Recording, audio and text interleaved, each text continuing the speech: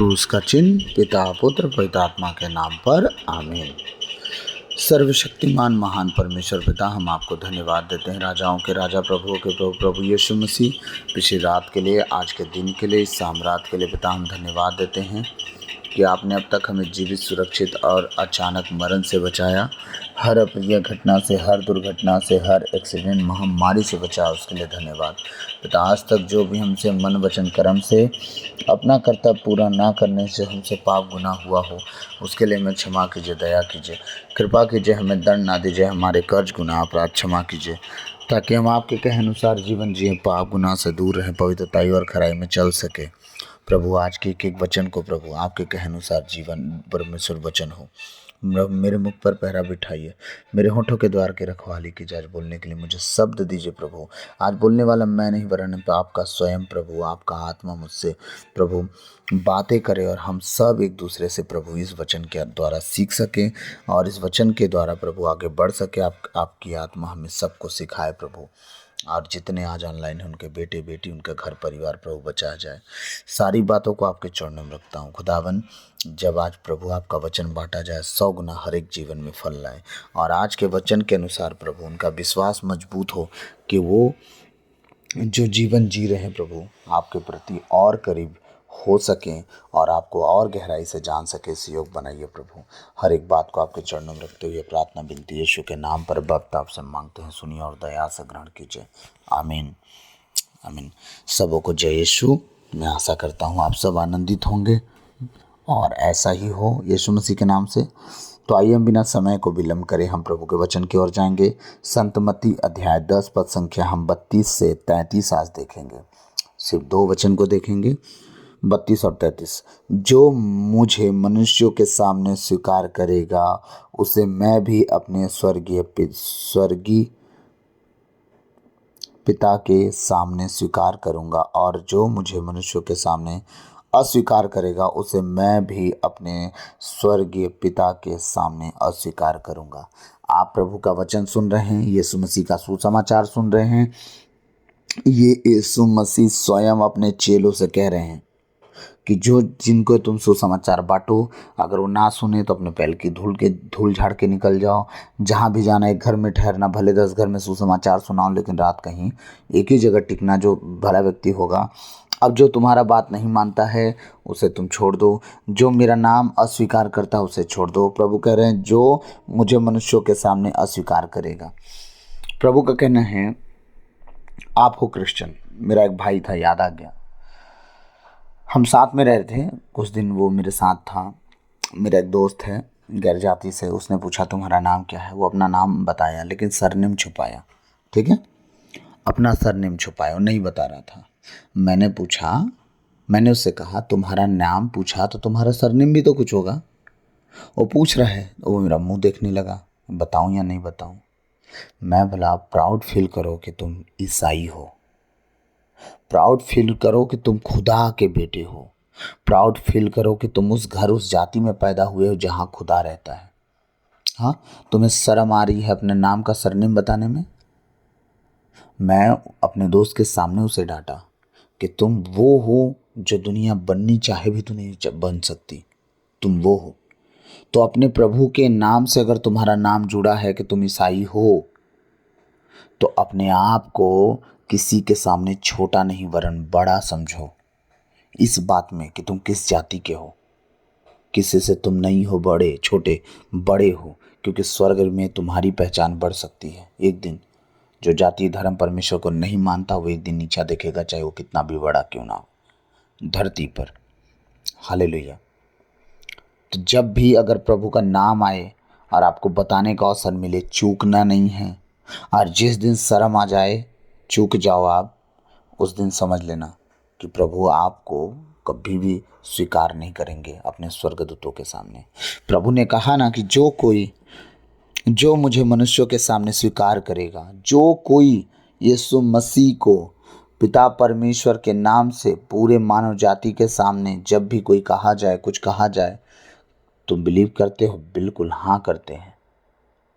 तब तो तुम्हारा धर्म जात बदल गया होगा। बिल्कुल नहीं बदला है, हम जहाँ थे वही हैं, बस हमने जीने का तरीका बदल दिया है।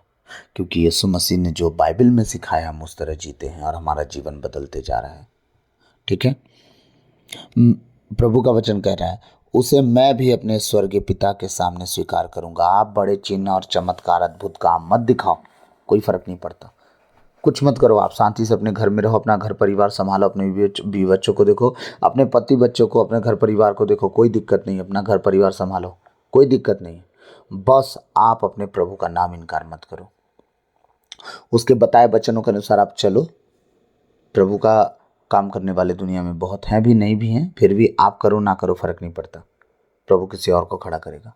लेकिन बात समझो, उसके नाम को इनकार मत करो, उसके नाम को लोगों के सामने अनादर मत करो, उसके नाम को लो अगर वो आपके जीवन में है तो। ठीक है। वो भी कहता है कि मैं भी मनुष्यों के सामने छोड़ो, मैं तो स्वर्गीय पिता के सामने स्वीकार करूंगा। क्या स्वीकार करेगा? हाँ प्रभु, मैं इसे जानता हूँ। लेकिन जो लोग कहेंगे ना, मैं यीशु तेरे नाम से मुर्दों को जिला दिया, लंगड़ों को चला दिया, अंधों को दिखा दिया, प्रभु उन्हें कह देगा मैं तुम्हें नहीं जानता, कौन हो तुम? सोचिए, तुमने मेरे नाम से जो किया किया। सोचिए प्रभु क्या कह रहे हैं कि जो मेरे नाम से बड़े बड़े काम करेंगे उन्हें मैं निकाल दूंगा, मैं नहीं जानता बोल दूंगा। लेकिन तुम जो मेरे नाम को इनकार नहीं किए, लोगों के सामने मान लिया कि तुम्हारा जीवित परमेश्वर मैं, उद्धार करता परमेश्वर मैं हूँ, तो मैं भी अपने स्वर्गीय पिता के सामने तुम्हें मान लूंगा कि तुम मेरे बेटे बेटी हो। सोचिए कितनी बड़ी बात कि एक राजा आपकी प्रशंसा करे।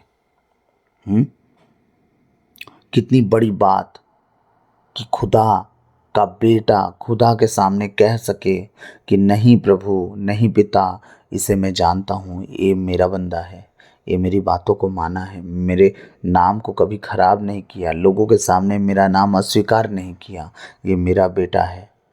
पिता परमेश्वर आपको सजा नहीं देंगे, आपकी गलतियों को माफ़ भी कर देंगे। आमीन। कह रहे हैं, और जो मुझे मनुष्यों के सामने अस्वीकार करेगा उसे मैं भी अपने स्वर्गीय पिता के सामने अस्वीकार करूंगा। वो सीधे बोल देंगे मैं तुम्हें नहीं जानता, क्योंकि तुम मेरे नाम लेने में तुम्हें शर्म आई। क्यों? क्योंकि शरीर तो तुम्हारे लोग जो जिनके नाम तुम जिनके सामने तुम्हारा नाम तुम लेने वाले थे वो तुम्हारे शरीर को मार सकते थे, यही ना, यही डर था ना तुम्हें, पर तुम्हारी आत्मा का हानि ना कर पाते। कोई बात नहीं, मेरे लिए अगर जो अपनी जान देगा वो पाएगा, खोएगा नहीं। आगे हम वचन पढ़ेंगे। हालेलुया। हम 32 वचन में क्या देखे, और जो मुझे मनुष्यों के सामने अस्वीकार करेगा उसे मैं भी अपने स्वर्गीय पिता के सामने अस्वीकार करूंगा। कैसे मनुष्यों के सामने हम अस्वीकार कर रहे हैं? देखिए तो हमारा जीवन देखिए, हम किन किन मनुष्यों के सामने अस्वीकार कर रहे हैं, जिनका खुद एक दिन कोई वजूद ना रह जाएगा, जो एक दिन खुद धूली और राख की तरह खत्म हो जाएंगे, जिनका एक दिन कोई नामो निशान न बचेगा। अब हम वचन, यही वचन हम पढ़ेंगे संत मार्कुस अध्याय 8 के 38 में। वचन क्या कह रहा है? जो इस अधर्मी, कौन है ये जाति? अधर्मी, इनके पास धर्म के काम नहीं है, अधर्म के काम है बस। जो इस अधर्मी और पापी पीढ़ी के सामने मुझे तथा मेरी शिक्षा को स्वीकार करने में लज्जा अनुभव करेगा, मानव पुत्र भी उसे अस्वीकार करने में लज्जा अनुभव करेगा जब वह स्वर्गदूतों के साथ अपने पिता की महिमा सहित आएगा। प्रभु यीशु मसीह क्या कर रहे हैं? अधर्मी पापी पीढ़ी के सामने जो मुझे और मेरी शिक्षा को अस्वीकार करेगा, हाँ, स्वीकार करने में लज्जा अनुभव करेगा, मैं, लोग मुझे क्या कहेंगे, अरे मैं तो ईसाई हूँ, ऐसा है वैसा है, मैं तो धर्म बदल दिया, जात बदल दिया। यीशु मसीह भी कह रहे हैं कि मानव पुत्र भी उसे स्वर्गीय स्वीकार करने में लज्जा करेगा। वो कह रहा हो कि मैं भी अब जब भी उसको स्वीकार करूँगा ना, मुझे शर्म आएगी, अनुभव होगा, शर्म का अनुभव होगा, उससे मैं प्राउड फील नहीं कर पाऊँगा उस व्यक्ति को लेके। मेरे नाम को उसने लोगों के सामने, किस लोगों के? पापी, अधर्मी, व्यभिचारी, नशेड़ी, गजेड़ियों के सामने अपने पिता का नाम लेने में शर्म आ गई। पिता परमेश्वर कह रहे हैं मुझे भी शर्म आएगी इनके नाम से। सोचिए, ये हमारे परमेश्वर है। वो चाहते क्या है? तुम परमेश्वर का नाम लेने में किसी से परमिशन लोगे? इतने बुरे दिन आ गए तुम्हारे? नहीं। जब तुम्हारे जीवन में अगर उद्धार मुक्ति कोई किया है तो उसका नाम बताओ, वो कौन है? हाँ, हम कुछ नहीं थे, हमारा प्रभु यीशु हमारे जीवन में आया और हमारा जीवन बदल गया। प्राउड फील करना चाहिए, एक शर्म आनी चाहिए। अगर शर्म आनी चाहिए तो शर्माओ, खुदा से आशा मत करो कि वो आपके जीवन में काम करें। जब प्रभु खुद कह रहे हैं इस अधर्मी पीढ़ी के सामने अगर मेरा तुम नाम लेने में शर्मा गए तो तुम भी भूल जाओ, मैं स्वर्गीय पिता के सामने तुम्हारा नाम लूंगा। कभी नहीं हो सकता। और एक जगह हम वचन निकालेंगे जल्दी से। संत लूकस अध्याय 9 का 26 वचन क्या कहता है? संत लूकस अध्याय 9 का 26।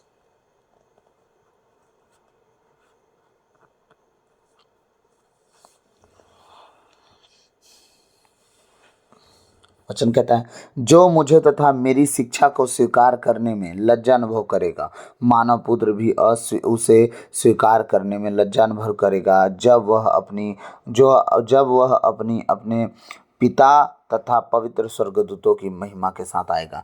कब? जब वो बादलों पर इंसान को, परमेश्वर अपने लोगों को, चुने हुए लोगों को लेने आएंगे ना, तो वो कह रहे हैं जो मेरे नाम और मेरी शिक्षा को अस्वीकार करा होगा, मैं जब स्वर्गदूतों के साथ बादलों पर आऊँगा, मैं उन्हें भी स्वीकार करने में लज्जित होऊंगा और मैं उन्हें लेके नहीं जाऊँगा अपने साथ। तो जिसको स्वर्ग जाना है भैया, वो अपनी तैयारी करे, और जिसको नहीं जाना है, यीशु मसीह के नाम से अपने जीवन में छुटकारा, चंगाई लेते रहे, ना गवाही दे, ना कभी लोगों के सामने उसका नाम ले पाए, शर्म के मारे झुकते रहे बस, कि हमेशा यीशु मसीह का नाम ले देंगे तो भाई कोई क्या बोलेगा। हर कंडीशन एक जैसा नहीं होता है। जान जाने वाली कंडीशन तो आपकी नहीं है। अब प्रभु ने कहा कि अगर तुम अपनी जान भी देने के लिए तैयार हो मेरे लिए, तो तुम्हारे लिए लज्जा का बात नहीं होगा। मैं तुम्हारे लिए लज्जा आनंद में बदल दूंगा। कैसे? तुम्हें अनंत जीवन देके, स्वर्ग राज देके। मेरे लिए जो अपने प्राण को खोएगा उसे वो पाएगा। तो आप कैसे साल जियोगे? मात्र 120 साल, बस। उससे ज़्यादा की आशा मत कीजिए। 5-10 साल और बढ़ा लीजिए, 135-40 साल, ठीक है? 150 बरस रख लीजिए। इसके बाद मरना तो तय है। एक दिन हमें जाना तो तय है। धरती को एक दिन छोड़ना तो तय है।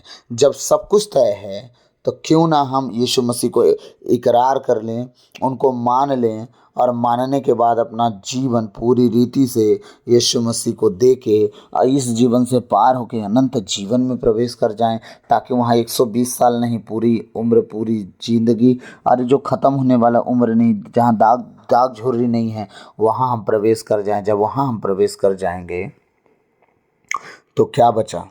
शरीर तो जिस तरह मिट्टी से निकला मिट्टी में मिल जाएगा, नष्ट होना था हो जाएगा। क्या लगता है प्राण बहुत आसानी से छूट जाते हैं? बिल्कुल नहीं। प्राण तब भी छूटने में तकलीफ होता है जब इंसान अपनी मृत्यु से मरता है, और इंसान को जब कोई मारता है तब भी प्राण छूटने में कष्ट होता है। टॉर्चर करके लोग मारते हैं, ज़्यादा कष्ट होता है, लेकिन मौत तो होनी है और कष्ट होनी है। तो यीशु मसीह का नाम स्वीकार करके मरने में क्या दिक्कत है? वो जब कह रहा है, वादा कर रहा है, जब आप जानते हो कि बाइबल की लिखी हुई एक भी बात बिना पूरा हुए नहीं टलेगी, तो जब वो वादा कर रहा है कि जो मैं कह रहा हूँ वो करूँगा, तो वो करेगा। आमीन। मैं एक लास्ट वचन पढ़ के ख़त्म करूँगा। 2 तीमुथी अध्याय 2 पद संख्या 12 हम पढ़ेंगे। 2 तीमुथी अध्याय 2 पद संख्या 12। यदि हम दृढ़ रहें, क्या रहें? अगर हम अटल रहें, दृढ़ रहें, विश्वास में भरपूर रहें, हम मान लें कि दुनिया की ताकत आपको हिला नहीं सकती, यदि हम दृढ़ रहें तो उनके साथ राज्य करेंगे। किसके साथ? जो बादलों पर आने वाले हैं ना, अपने स्वर्गदूतों के साथ।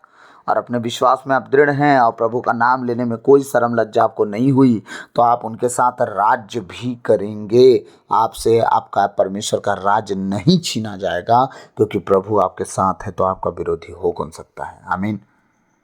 यदि हम दृढ़ रहें तो उनके साथ राज्य करेंगे। यदि हम उन्हें अस्वीकार करेंगे तो वह भी हमें अस्वीकार करेंगे। अब क्या कहा जा रहा है कि अगर आप अपने विश्वास में दृढ़ हैं, अपने प्रभु को मानने के लिए पूरी रीति से तैयार हैं, तो याद रखिएगा, प्रभु आप को लेके जाएगा अपने राज में और उसके साथ आप राज करेंगे। यदि हम उन्हें अस्वीकार करेंगे तो वह भी हमें अस्वीकार कर देंगे। वो हमें नहीं मानेंगे कि हम आप उनके बेटे और बेटी हैं। वो बोल देंगे मैं इन्हें नहीं जानता, क्योंकि इन्होंने मनुष्यों के सामने, व्यभिचारियों के सामने, नशेड़ियों के सामने, गजेड़ियों के सामने, भगेड़ियों के सामने, नशाखोरों के सामने, पापियों के सामने मुझे अस्वीकार किया और मुझे जानने से इनकार कर दिया। तो मैं इन्हें क्यों जानूं? और आपके ना जाने से स्वर्ग हिल नहीं जाएगा, स्वर्ग गिर नहीं जाएगा, स्वर्ग में बाढ़ नहीं आ जाएगी।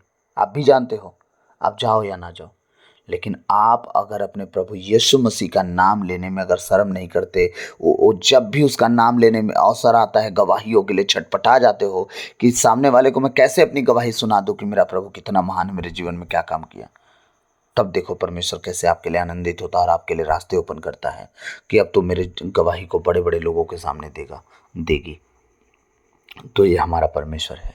तो प्रभु आज के इन वचनों के द्वारा हम सबको बहुतायत से आशीष दे। आमीन। तो मैं आशा करता हूँ आज का वचन आपके मन में, जीवन में ज़रूर कुछ न कुछ बातें सिखाया होगा कि अपने प्रभु का नाम किस तरह लेना है, किस तरह नहीं लेना है, किसके सामने नहीं लेना है, किस तरह लेना है। ये तो नहीं है, बस ये है कि अपने प्रभु का नाम लेने में शर्म ना करें। जब भी आपसे कोई जाति पूछे, बिल्कुल बताने में शर्म ना करें। जब भी कोई पूछे यीशु मसीह की गवाही देने का अवसर मिले, आप देने में कमी ना करें कि मेरा परमेश्वर मेरे जीवन में ऐसा काम किया। काश कि आपका परमेश्वर भी आपके जीवन में ऐसा काम करता, कितना अच्छा होता। हम अपने अपने धर्मों में बलवंत होते, कोई किसी के धर्म में ना घुसता। हाँ, आप अपने धर्म में खुश, हम अपने धर्म में खुश।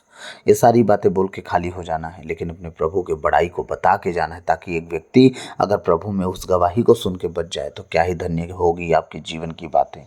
तो प्रभु आज के इन वचनों के द्वारा आपको हम सबको बहुतायत से आशीष दे। प्रेरित 16:31 के अनुसार आप बचें, आपका घराना बचाया जाए। आमीन। God bless you all. प्रभु आप सबको बहुतायत से आशीष दे। सबों को जय यीशु।